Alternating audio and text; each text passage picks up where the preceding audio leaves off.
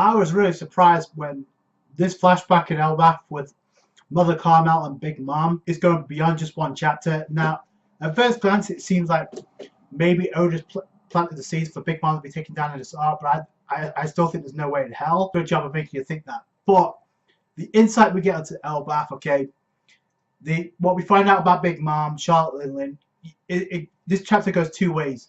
One is the hype of Elbaph. Two, think that Big Mom is more than just a sympathetic character at this point. In some regards, yes, that is the case, but at the same time, look at the reaction of a legit mother when they take her to Elbaph. Okay, they say, eat as many sweets as you can. Your father has some work to do, so we gotta skedaddle. It's obvious they just straight up abandoned her, and even the kids at the Lamb House, at the orphanage, kind of are smart enough to realize, hey, you just got straight up abandoned by your parents. Yes, it's at glance it just seems like the kind of douchebags, but at the same time, it's obvious. Ask yourselves this: if they wanted to abandon Big Mom, they could have done it anywhere. Why did they choose Elbaph? The mother knew that Mother Carmel could help out Charlotte Lin Lin because of her enlightenment, because obviously she's a nun and she helps people out. Some of these kids like rich or suffering from poverty, all that kind of stuff. So that ties itself up as well. Now we couldn't find out Charlotte Lin Lin as a child was abnormally big. Now maybe she's genetically modified at this point. No child at that size, at that age, should be that size. And yes, I know the kids at Punk Hazard were that big, but that was only because of the drug candy that Caesar was providing. So unless she had a drug candy as a child, which may actually, I would be surprised because that would explain her cravings now. And we know she gets cravings as a kid because we saw it in this chapter. And that's the biggest part of this problem. And desserts was too much for the Elbaph Kingdom. She went absolutely nuts. She awakened Conqueror's Haki. I'm assuming for the first time.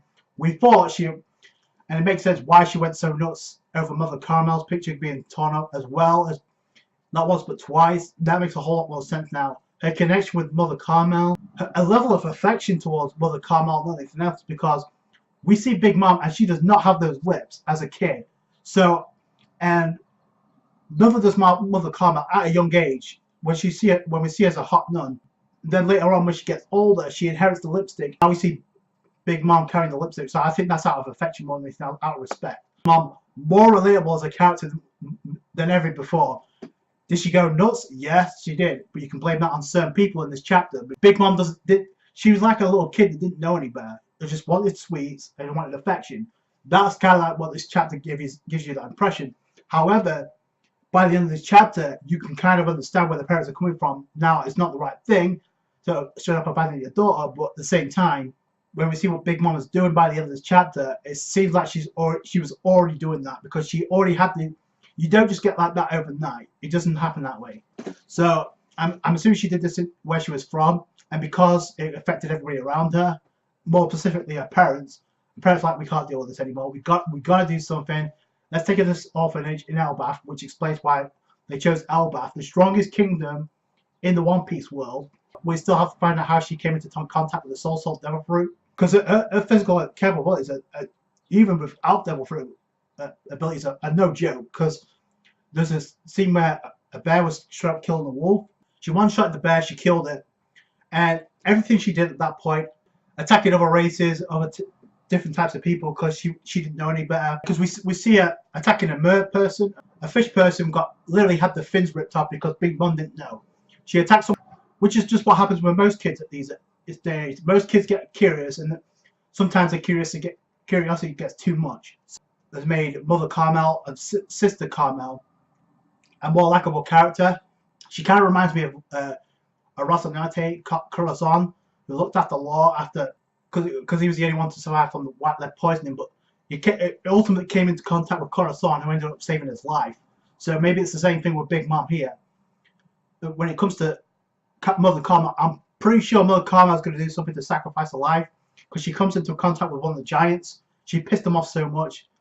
She awakened Conqueror's Haki, and that was it, because we see that one of the giants of Elbaph about to attack her.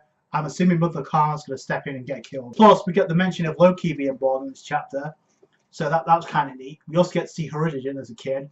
Now, the hype on Dory and Broggy Holy crap. Okay, even after we've gone to a little garden, okay, the hype. So let me just read this to you, okay? So apparently they're two of the captains from the for the Giant Warrior Pirates. That's the thing, the strongest crew in the One Piece world before the Roger Pirates. Remember, this takes place before that. Once they were taken away or went away, I'm assuming they had a dispute and they decided to go away from the Elbaph because they decided to fight for over 100 years on Little Garden. We know all about that. We know how it ties in with Usopp. I think this chapter kind of confirms what happened. It may end up the same way as Nekomamushi Inuyarashi, kind of difference they had, but obviously that got resolved, and it got resolved in Little Garden because we know they're cool now.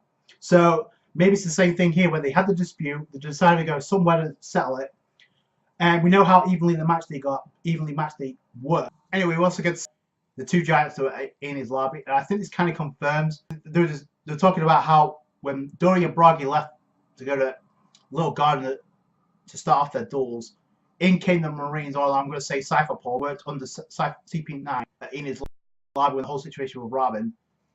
In came Cypher Paul with the Marines. I don't think they would have fought them because that makes no sense, because Elbaph has been hyped up to be the strongest kingdom, and knowing how dim-witted the giants can be, I'm assuming they got tricked to help out the government, because we do see some of the giants helping out the Marines. Now, I don't know if that's out of duty or whether or not it's got straight up fooled, because we do see them at the Marine Force, some of the giants, and they seem a lot more dedicated. We know Hirujiden's part of the Straw Hat Grand Fleet. I'm pretty sure it's going to serve as a guide and a plot guide for the giants to help out Straw Hats. Jarl Fallbeard, 344 years old, and Jarl Maltbeard, 340. Relation of the Lamb House. We also get to see some other kids that were taken in, and I think I cannot be the only one that sees one of those kids who was actually befriending Big Charlotte Lin Lin as a kid.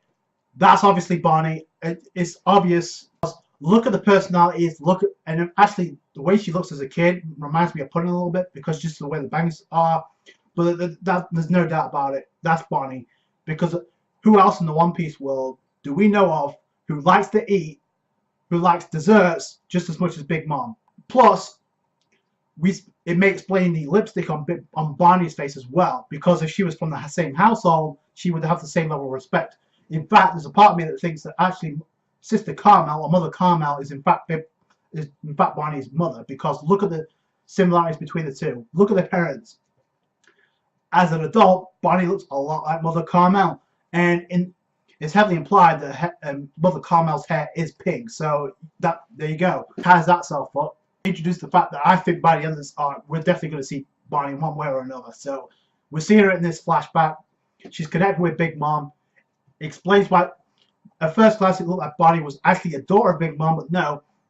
And before you say, oh, she was just as tall as Big Mom, remember Bonney can't alter her age. She has the age fruit. So there you go. So I think that's just more than confirmed right now. I think we'll see it by the end of this arc. I'm pretty sure we will. We may even see Fallbeard and Maltbeard on Elbaph in present time, because there's no point in introducing these two characters if they're not going to be relevant. There's no point in hyping them up. So obviously the names describe their appearance. Maltbeard, obviously, with the overwhelming amount of facial hair that covers his entire body. You got Fallbeard, who's pretty much got a waterfall-like beard. So there you go. So I'm telling you right now, they could be there. I wouldn't be surprised. The fact that Hirujiden is there ties itself up with the Straw Hats. I mentioned that in my discussion. Plus, I'm pretty sure there has to be a poneglyph related to the Void Century. There's way too much foreshadowing. It's the two, Fallbeard and Maltbeard, 344 years old, 345 years old. There has to be a poneglyph related to the Void Century, as well as possibly a royal poneglyph. So the fourth royal poneglyph. So that's it from me. Thank you so much for watching. I really enjoyed this chapter. The insight, the world building of Elbaph is going to be remembered for months when it comes to this chapter. So like this video if you did appreciate that. Comment down below your thoughts. Subscribe to the channel for One Piece. Catch you guys later. Thanks, guys.